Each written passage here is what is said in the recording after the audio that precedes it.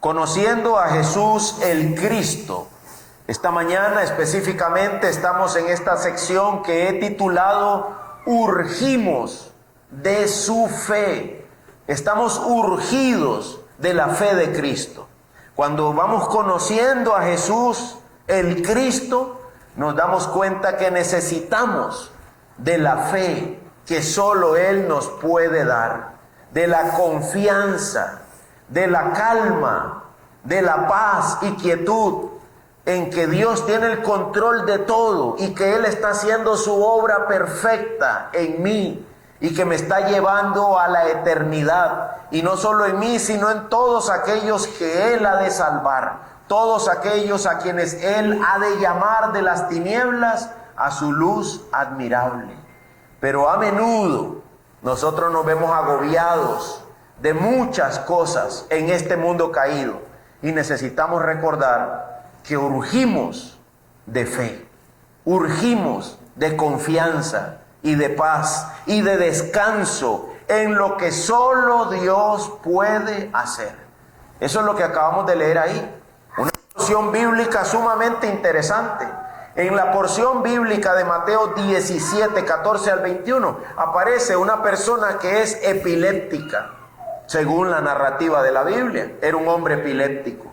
La epilepsia en la antigua Grecia era considerada un mal de los cielos, un mal de los dioses, algo que venía a descansar en la vida de una persona o a atormentar a una persona. La epilepsia como un juicio de los dioses, decían los griegos. Y de hecho este famoso hombre, que se me olvidó el nombre, ayer lo estuve estudiando, por Armando lo estuve estudiando, ¿verdad? Hipócrates, ya me acordé. Hipócrates, hay un juramento que los médicos hacen, un juramento hipocrático, donde ellos determinan que van a procurar la salud y el bien de la persona, más allá de si tenga recursos económicos o no, de si me pudo pagar o no. Yo voy a procurar ayudarlo, pues los médicos utilizan este juramento hipocrático porque este hombre Hipócrates, si mal no recuerdo, unos del siglo V antes de Cristo, este hombre Hipócrates griego decía lo siguiente: estoy convencido que la epilepsia no es un mal de los cielos, no es una posesión de demonios, sino que es algún tipo de enfermedad, pero que en ese tiempo ellos no podían tratar, no sabían cómo tratarla, la epilepsia. Hoy en día la medicina ha avanzado de manera increíble. Muchos inventos han permitido a los médicos darse cuenta cómo funciona un cerebro y qué pueden hacer. Creo que los tratamientos siguen estando restringidos. Los medicamentos, las investigaciones han avanzado, pero los medicamentos, por lo menos los que nos dan en la caja del seguro, son bastante salvajes para tranquilizar la mente de una persona. Son muy invasivos. Así que en esa área necesitamos que todavía mejoren más. Pero ha mejorado mucho la medicina. Y en esta porción bíblica vemos una narrativa. Acuérdese que Mateo está narrando todo lo que Jesús hizo de una manera que quiere salvarnos. Él toma las vivencias de Cristo. Cristo curó a este epiléptico sin uso de la medicina, pero la intención del evangelio es rescatarme a mí, salvarme a mí, el que también está enfermo de algo que los hombres no pueden curar. Yo estoy enfermo de algo, usted está enfermo de algo que los hombres no pueden curar, sino solamente Cristo. Así que hay que acercarse a esta porción bíblica con un enfoque serio. Algunos, al encontrar una sección como Mateo 17, piensan: hay que orar y ayunar para curar a los epilépticos. Hay que orar y ayunar para echar fuera a los demonios. Pero ese enfoque es informal, ese enfoque es antibíblico, ese enfoque no es serio, no glorifica a Dios y no salva almas. Y hasta dudo que realmente sane epilépticos por posesión demoníaca. Entonces, ¿cómo hay que acercarnos a ese texto? Hay que acercarnos primeramente bajo la guía del Espíritu Santo. Pero también hay que acercarnos de una manera seria, formal, bíblica, y entender qué es lo que está enfatizando el evangelista. El evangelista enfatiza que urgimos de fe. Urgimos de fe, ¿por qué? Uno, las necesidades espirituales en un mundo caído nunca paran. Por eso necesitamos fe, porque las necesidades espirituales en un mundo caído nunca se detienen. Pastor, ¿por qué dice usted eso? Porque Mateo 17:14 dice lo siguiente. ¿Qué dice ahí? Cuando llegaron a la multitud, Mateo 17:14. Cuando llegaron a la multitud, se acercó a Jesús un hombre. ¿De dónde venía Jesús? ¿Por qué dice que cuando llegaron a la multitud? Jesús venía de la transfiguración.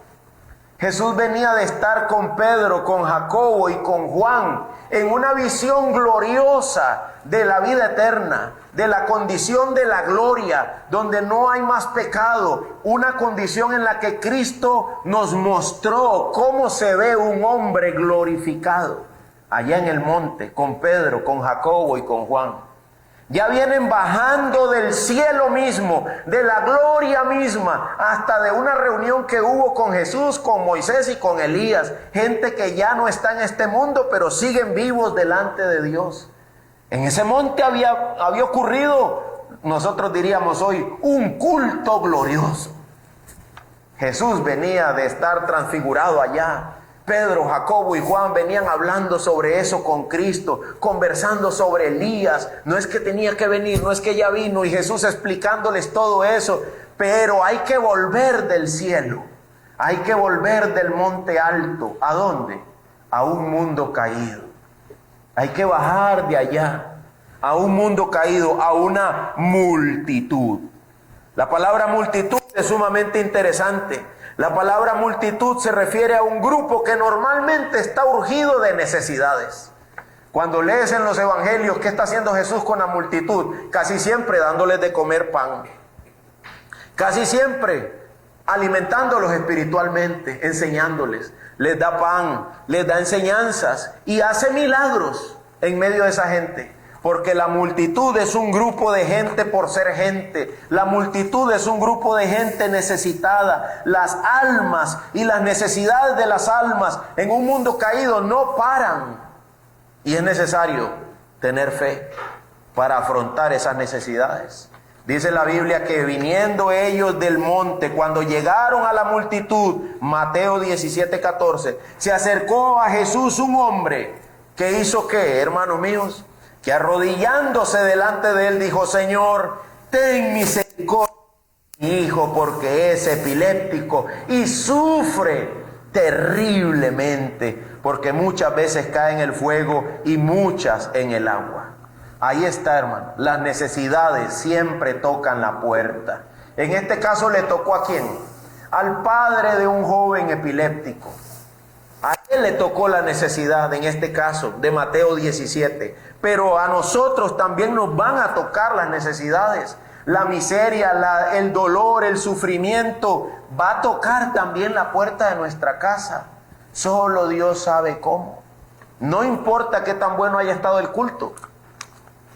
Batalla no es batalla si no llega la prueba, si no hay la calumnia, si no llega un momento de tentación o de angustia. Esta mañana ven que mi esposa no está aquí porque está en emergencia, ¿verdad? Se despertó, hace días viene con un problema de salud, algo no muy grave, no se preocupen, gracias a Dios. Pero hace días viene con un problema de salud, pero ya hoy me dijo: amor, ya no aguanto y no se me está curando, voy a tener que ir a emergencia. Y le digo: vaya a ver si la atienden. Porque para mí eso es categoría verde y te van a dejar quién sabe hasta qué horas ahí. Pero ahí se fue de emergencia porque ya no aguanta. Y a veces cuando usted menos espera, la necesidad, la miseria, el dolor, la enfermedad toca la puerta de la casa. ¿Y sabes qué vas a necesitar en ese momento?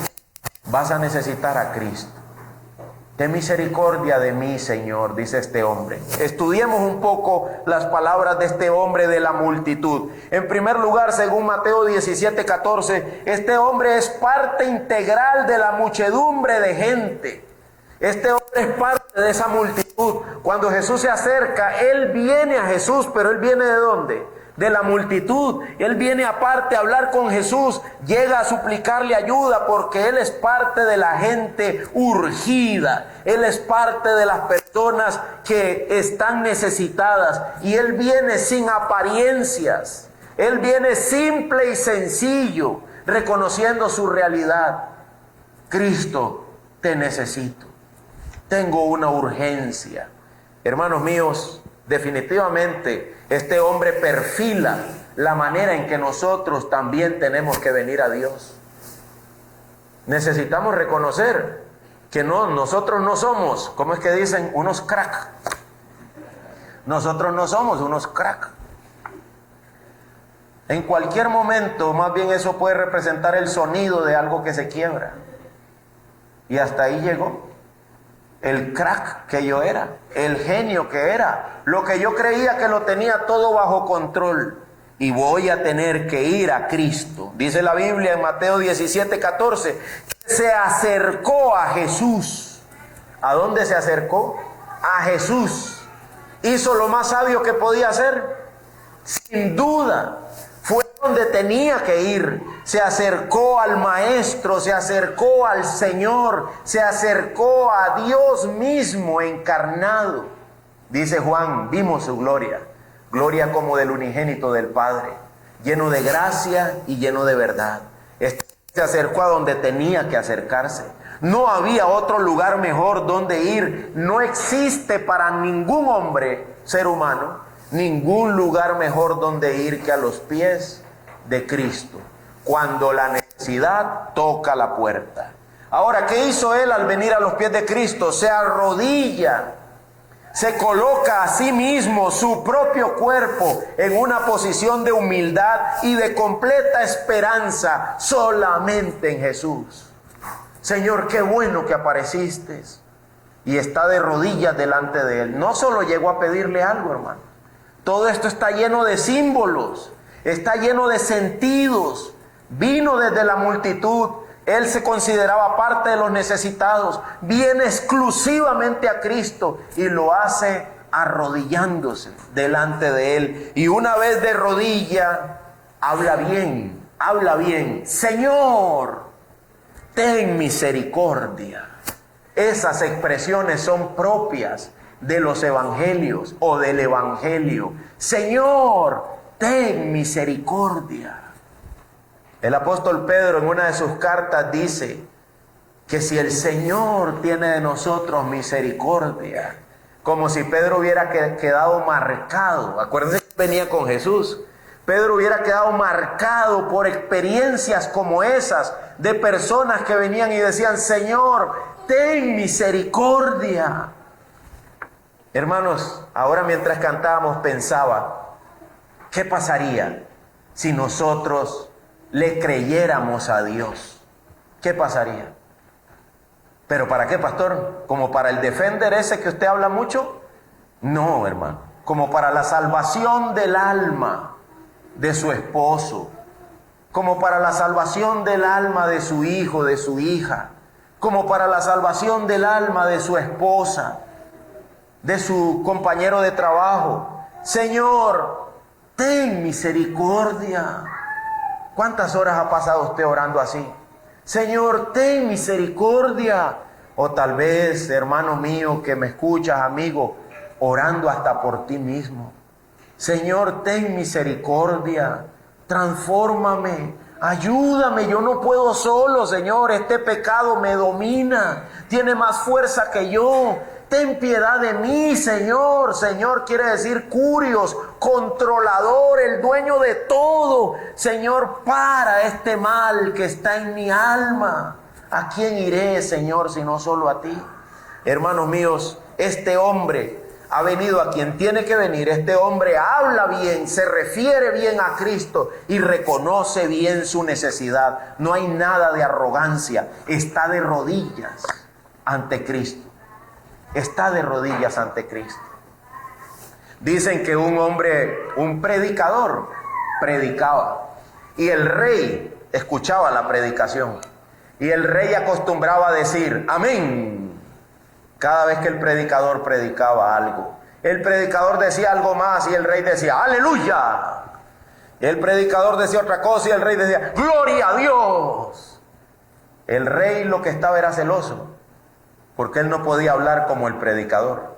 Porque el predicador predicaba y llamaba la atención y el rey no podía soportar tener que estar sentado ahí entre las bancas como cualquier otro. Entonces el predicador dijo, cuando el león ruge, la selva calla. Cuando Dios habla, los hombres guardan silencio. Porque él estaba predicando y el rey estaba interrumpiendo. No estaba cómodo con estar entre los demás. Este hombre de esta narrativa, él sabe que está entre los demás, sabe que está entre los necesitados y está bien con eso.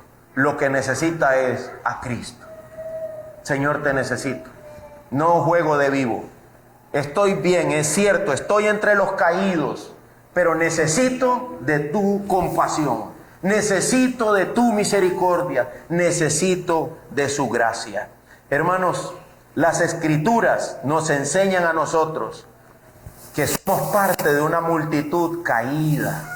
¿Qué dice la Biblia? En el mundo tendréis aflicción. Evangelio de San Juan. En el mundo tendréis aflicción. Juan 16:33. Pero confiad. ¿Sabe qué significa? Pero confiad. Pero tened fe. Yo he vencido al mundo. En el mundo tendrán aflicción, pero tengan fe. Yo he vencido al mundo, dice Cristo.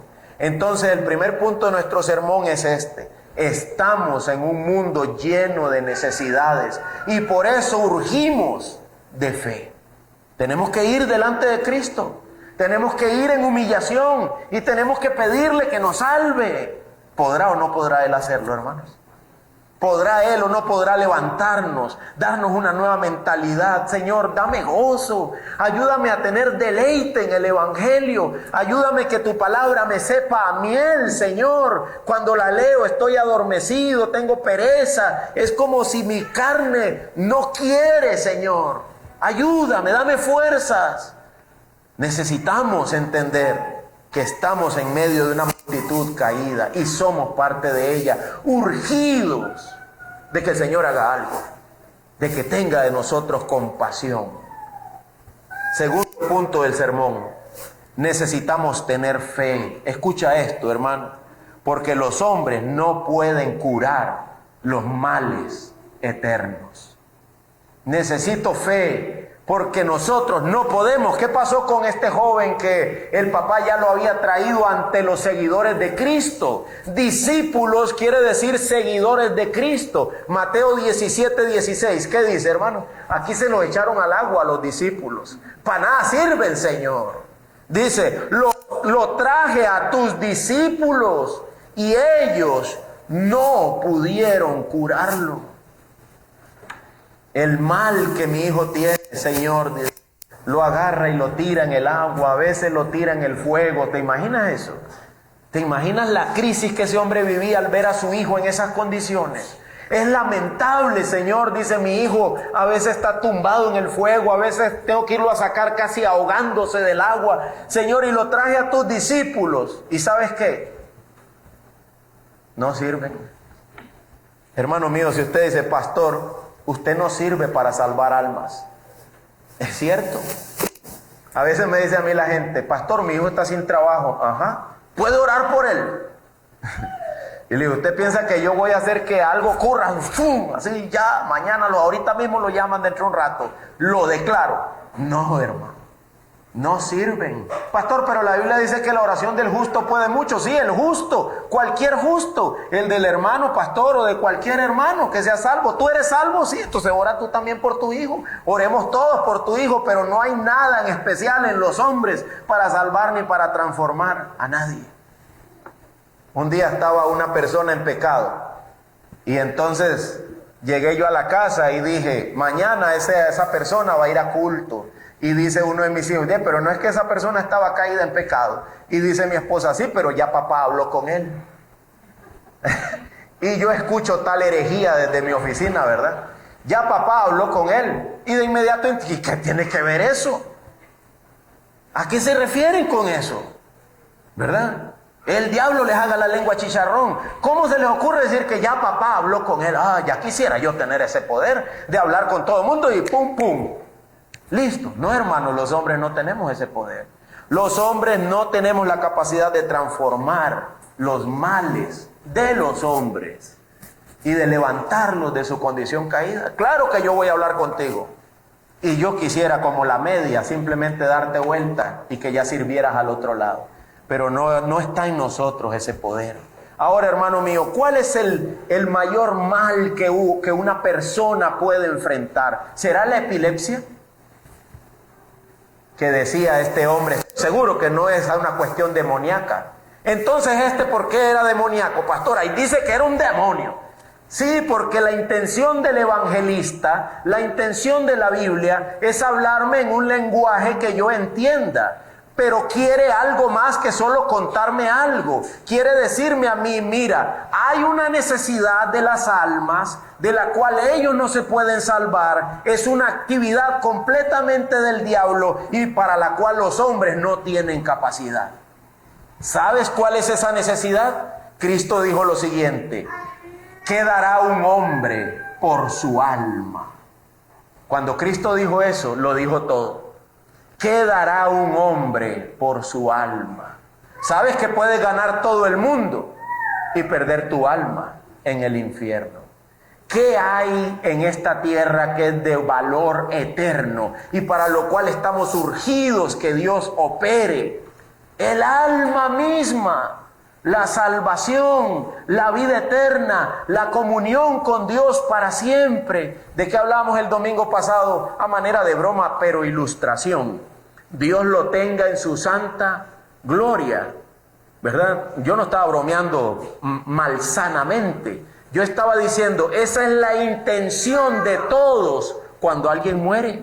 Que Dios lo tenga en su santa gloria. Es la expresión de un anhelo. Que el Señor lo haya salvado. ¿Por qué? Porque el alma tiene un valor eterno. Tiene un valor eterno.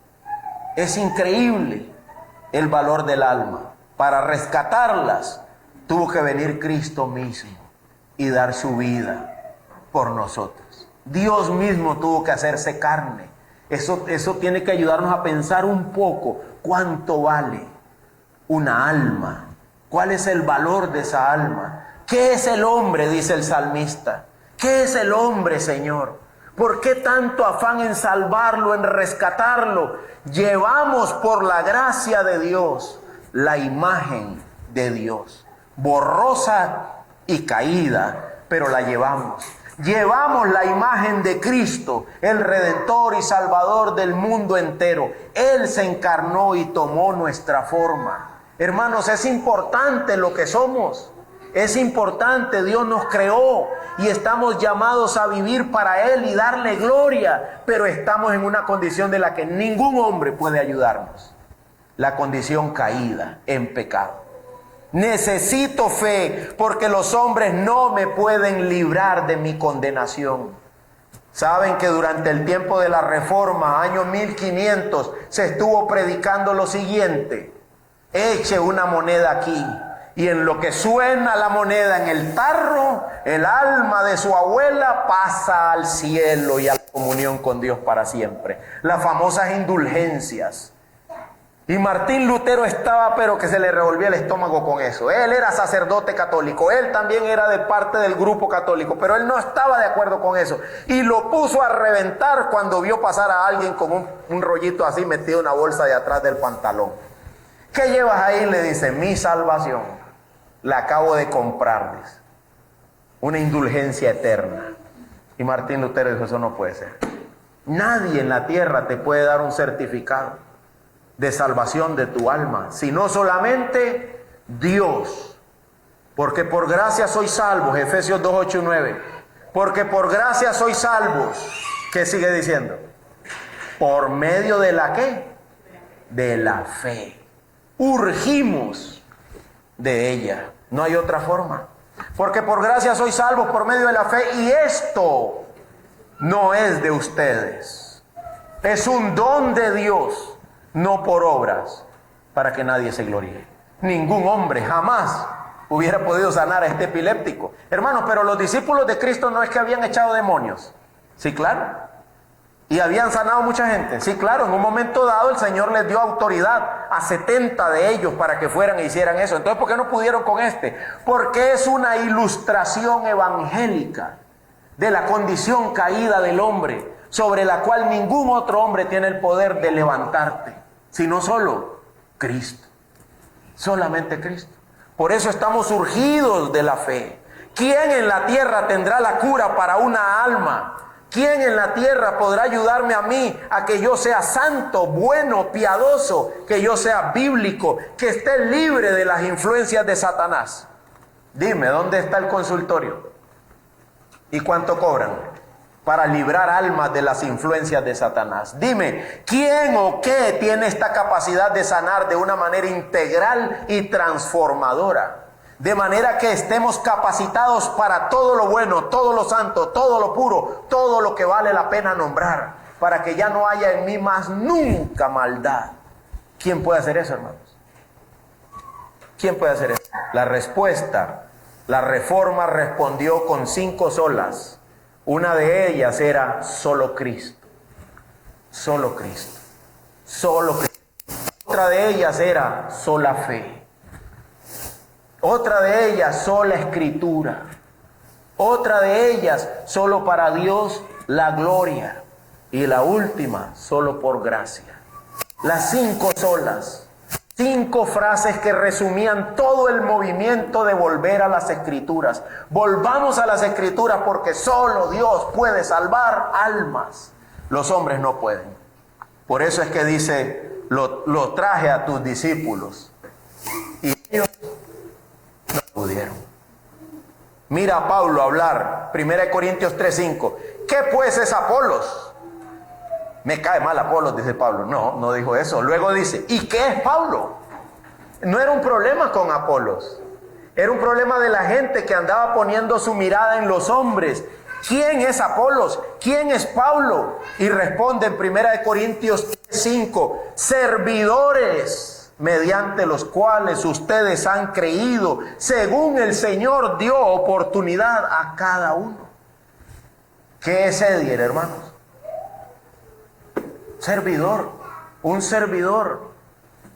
Nada. ¿Qué es Paul Washer? Un servidor. El Michelin, un servidor. John MacArthur, un servidor que ya no está entre nosotros. Y así hay muchos otros, Luis Contreras, Josías Grauman, muchos otros servidores, predicadores del Evangelio, por medio de los cuales la gente ha creído según Dios fue dando el tiempo y la oportunidad. Nada más, nada más. Claro, somos pastores.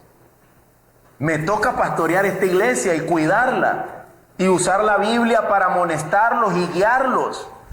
Claro que estoy llamado a cuidar, a obispar, pero ¿qué es lo que estamos haciendo? ¿Podemos salvarlas? No, solo pastoreamos lo que el Señor salva. No podemos hacer más. Y somos servidores que solamente les ruegan reconcíliense con Dios. Segunda de Corintios 2:15, porque fragante aroma de Cristo somos para Dios. Segunda de Corintios 2:15, fragante aroma de Cristo somos para Dios entre los que se salvan y entre los que se pierden. ¿Lo ve? Olemos rico, dice Pablo. Para Dios olemos rico. Entre los que se salvan y entre los que se pierden. Para Dios es igual de agradable el olor. Dios dice, qué rico huele Pablo. ¿Por qué? Porque predica entre los que se salvan y entre los que se pierden. Es igual. Pero para unos, al predicar, es olor de muerte para muerte. Claro, hay gente a la que se le predica y a lo que le pasa es que se condenan. Para unos al predicar es olor de muerte para muerte y para otros es olor de vida para vida. Unos escuchan y son salvos, otros escuchan y son condenados. Y para estas cosas, dice Pablo, ¿quién está capacitado? ¿Quién es suficiente? ¿Qué hombre puede soportar la verdad de que él predica y no puede controlar quién se salva y quién se pierde. ¿Cuántas veces hemos estado hablando con alguien el evangelio y nos duele ver cómo se va cerrando? Ay, Señor, dice, ten misericordia, Señor, sálvalo. Señor, nos duele ver cómo se cierra, nos duele ver cómo se aísla, cómo se separa, ya no nos quiere, ya no quiere hablar conmigo, ahora me pasa por allá. Llega uno al trabajo y él da media vuelta y se va, porque no quiere toparse con el que me habla el evangelio. Pero para estas cosas, dice Pablo, ¿han visto ese emoji ahí en WhatsApp? El que hace así. Dice Pablo, yo solo estoy así, predicando, y hey, yo no tengo el poder de salvar. Dios es el que salva, unos son salvos, otros son condenados, pero no tenemos el poder. Nadie tiene el poder. Por eso yo le digo, hermana, deje de pasarle betún a su esposo, no lo abrillante. Déjelo que muestre que está caído. No le ponga brillo, déjelo. Usted no está llamada a eso. No es su trabajo. Su trabajo es orar por él. Eso sí. Y si usted es miembro de la iglesia y él también, su trabajo es reportarlo también. Repórtelo porque está caído. Repórtelo porque está mal hecho lo que hace. Repórtelo. No le haga caso, él va a querer controlarla, pero no lo lustre. No somos suficientes. No somos suficientes. Va a terminar saliendo a la luz lo que en verdad cada uno es. A uno más antes y a otro más después. ¿Quién es el único que puede salvarnos? Cristo. Lo traje a tus discípulos y ellos, ¿qué dice el evangelio? No pudieron. ¿Verdad? Pastor, venga y le predica el evangelio. Me dice una amiga en la universidad, me decía, una compañera de la universidad, Edier, ¿usted es pastor? Sí, le digo yo. Predíquele a mi novio. Y le digo yo, ¿usted es cristiana? No, dice usted, sí. ¿Usted va a una iglesia? Sí. ¿Y por qué no le predica a usted? Porque porque tengo que ser yo. Es que usted es pastor. Y ella era cristiana también, supuestamente, ¿verdad? ¿Por qué no le predica a usted? Hermanos, los hombres no podemos salvar a nadie, ¿verdad? Hacen como Cornelio una reunión, pero a Cornelio lo mandó un ángel. Pero a veces hacemos una reunión y todo astutamente ponemos ahí al hombre de Dios para que suelte la palabra. Y tengo ahí a la gente para que oiga la palabra. A veces me dan ganas de hacer como Pedro. ¿Y para qué me mandaron a llamar? ¿Verdad? No. Dice, Pedro, ponete las pilas, eres un apóstol, predica, hombre. Y Pedro dice, yo no sé para qué me mandaron a llamar. Y dice Cornelio, yo tampoco. Un ángel me dijo que te trajera. Entonces Pedro seguro revisó en la mente y dijo, ¿y qué puedo hablar yo aquí? ¿Qué puedo? ¿Para qué está toda esta gente aquí esperándome? Dice Pedro, pues voy a hablar de Cristo. No había terminado de hablar y ya Dios había salvado a un montón de gente. Hermanos míos, no había ni empezado a hablar Pedro. Y ya Dios está salvando gente. Pero ese es Dios el que lo hace. Los hombres no tenemos ese poder. No está en nosotros. Por último, necesitamos fe. ¿Por qué? Porque sin ella es imposible agradar a Dios. Porque sin ella nada se va a mover. Mateo 17:17. Jesús respondió, oh generación incrédula y perversa. Oiga cómo le dijo a sus discípulos. Incrédulos y perversos, ¿hasta cuándo estaré con ustedes? Dice, tráiganmelo acá. Benditas palabras esas. Tráiganmelo para acá. Dice Cristo, yo sí puedo. Tráigamelo para acá. Jesús lo reprendió y el demonio salió de él y el muchacho quedó curado de aquel momento. Las acciones de Mateo las termina contando así. Jesús lo resolvió así, pero primero nos regañó a todos. Nos dijo que éramos unos incrédulos y perversos. Entonces los discípulos, llegándose a Jesús en privado, dijeron, Señor, ¿qué fue lo que pasó con ese demonio? ¿No lo pudimos echar afuera? Y dice Cristo, por la poca fe de ustedes. El problema es, dice, la poca fe de ustedes. Porque en verdad les digo que si tuvieran fe como un grano de mostaza, le dirían al monte, pásese de aquí para allá y se pasará y nada les será imposible. Pero esta clase no sale sino con oración y ayuno. A veces yo me cuestiono si la oración y el ayuno eran para echar el demonio o la oración y el ayuno eran para que tuvieran fe. esta clase no sale sino con oración y ayuno. No van a lograr tener fe si no oran y si no piden y si no suplican y si no claman a Dios que tenga de ustedes misericordia. Porque hasta ellos decían, ¿por qué, Señor? Porque nosotros no pudimos. Si nosotros hemos podido con varios, todavía me acuerdo. Pero Jesús dice, ¿pero sabes por qué fue? Por la poca fe. Recuerden, hermanos, solo es un evento narrativo que tiene la intención de demostrar que solo Cristo salva. No es un evento narrativo para que yo me ponga a orar y ayunar para irme a echar demonios. Ahora sí, ya soy un, ¿cómo le llaman a eso? Un espiritista, no sé qué, un exorcista, esa era la palabra que estaba buscando. Ahora sí, ya soy exorcista profesional, tengo varios días de oración y varios días de ayuno, estoy en el punto. Tengo la fe increíble que nadie puede tener. No, nada de eso es la intención de la Biblia. La intención de la Biblia es decir esto. ¿Qué se necesitaba para que la obra del diablo parara? Fe. Eso se necesitaba. Y ellos no tenían suficiente fe. Ahora, no eran ellos los discípulos de Cristo, sí, pero les tocó cargar con un par de calificativos, incrédulos y perversos. Pero eran los discípulos de Cristo, hasta los apóstoles estaban ahí incluidos, pero eran perversos e incrédulos. Les tocó cargar con eso para que nosotros entendamos cómo estoy yo cuando no tengo fe. Ese par de descriptores, ni la sociedad de hoy los aguanta. Perversos e incrédulos. Este par de calificativos, incrédulo, fue lo que se le dijo a Tomás, porque él no creía que Jesús fuera el Cristo. Y Jesús le dijo, mete aquí la mano, para que veas que sí soy yo.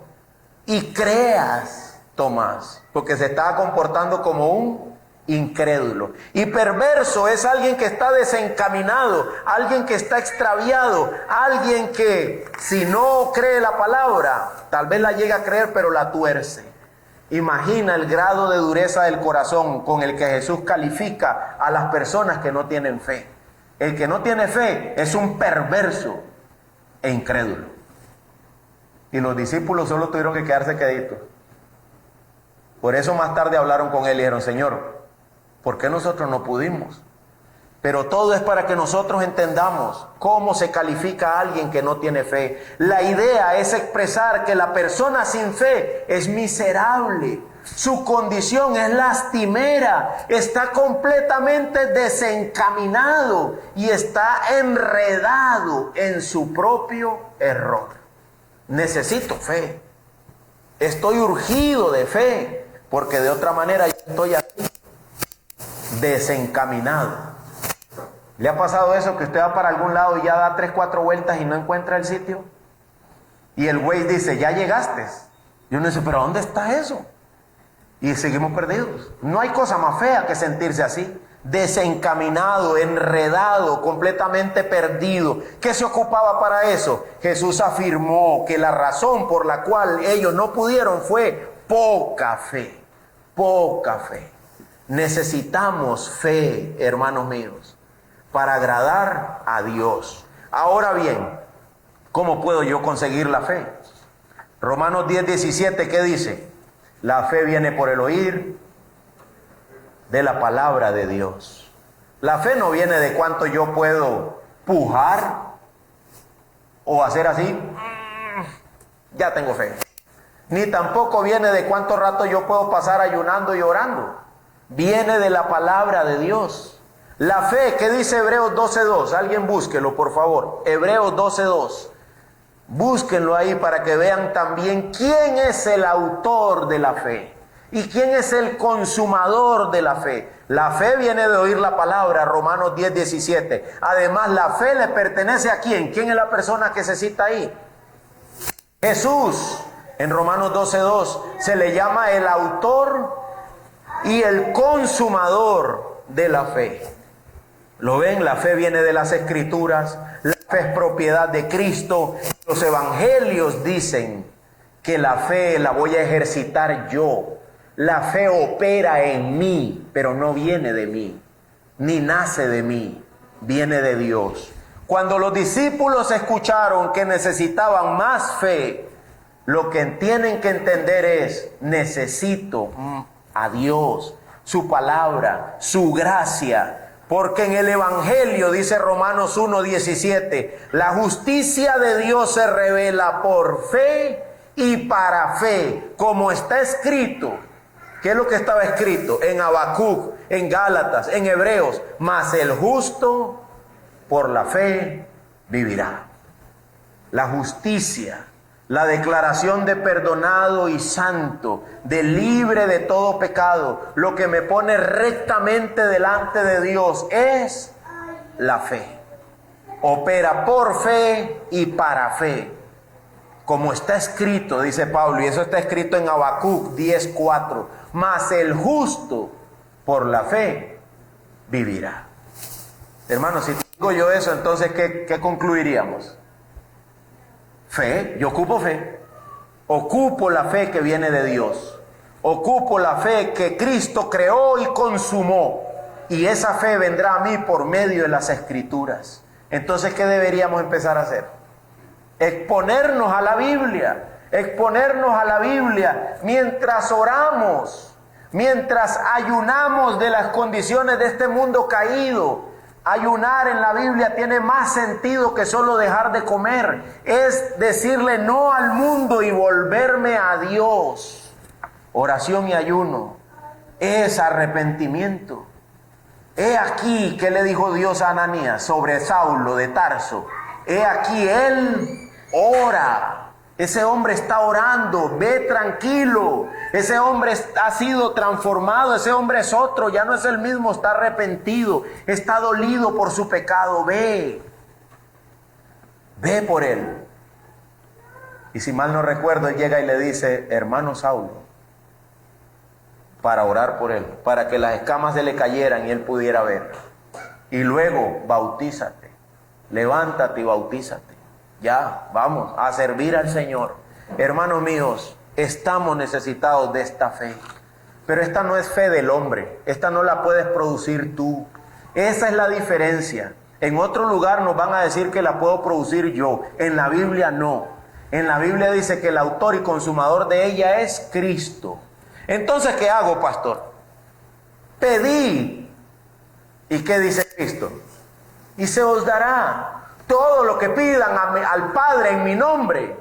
¿Qué dijo Cristo? Yo lo haré. ¿Qué vamos a pedirle en el nombre de Cristo? Danos fe. Otras porciones de los evangelios, no nos corresponde hoy estudiarlas, pero otras porciones de los evangelios, vemos a los hombres diciendo, aumentanos la fe. ¿A quién se lo dicen? A Cristo, al autor y consumador de la fe. Dame fe, Señor, auméntame la fe, hazme creer, sosténgame, Señor. Leemos la Biblia y cuando alguien está siendo operado por el Espíritu Santo, termina de leerla y dice, Señor, ayúdame, guíame, enséñame. Y ya, se va a cocinar. Ahí al rato se acuerda, Señor, ayúdame. Se va a limpiar el piso, Señor, ayúdame. Está sacando la tuerca debajo del carro y dice, Señor, ayúdame. Y yo diría, hermano, alégrate, ya está. El Señor ha dado la respuesta. Tu alma se eleva a menudo al cielo, a el único que te puede ayudar con esto. Pero no es pujando, hermano, ni es aguantando hambre. No. A veces me dicen a mi pastor, usted ayuna. Pero es en ese sentido de que si usted ayuna, así espiritualmente, usted ayuna. Y le digo, sí, yo hago ayuno intermitente para no engordarme tanto, ¿verdad? Para no engordarme tanto. Pero dice el Señor, sea que comas o bebas o hagas cualquier otra cosa, hasta ayunar, hazlo todo para que el nombre de Dios sea glorificado. Si yo ayuno para que mi cintura mida menos, para echarme unos selfies, eso no glorifica al Señor. Hermanos míos, hemos de examinar nuestra senda. Pero esto que Jesús les terminó diciendo, no sale sino con oración y ayuno.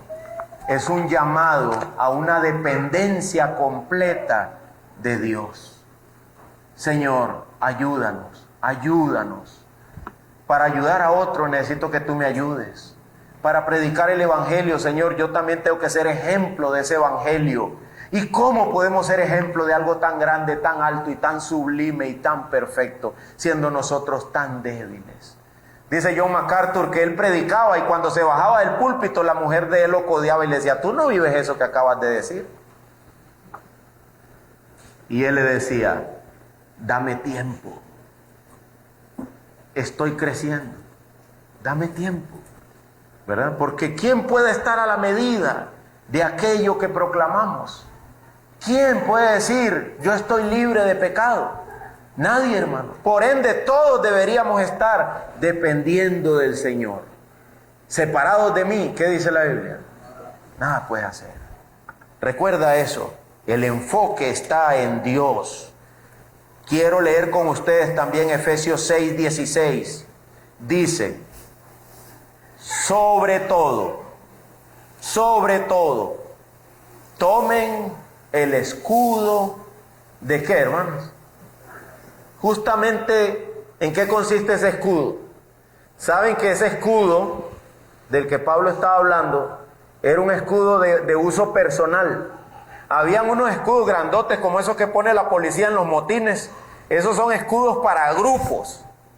Pero este es un escudo de uso personal, liviano, ligero, se lleva en la mano. Es el escudo de la fe, con el que podrán apagar todos los dardos encendidos del maligno.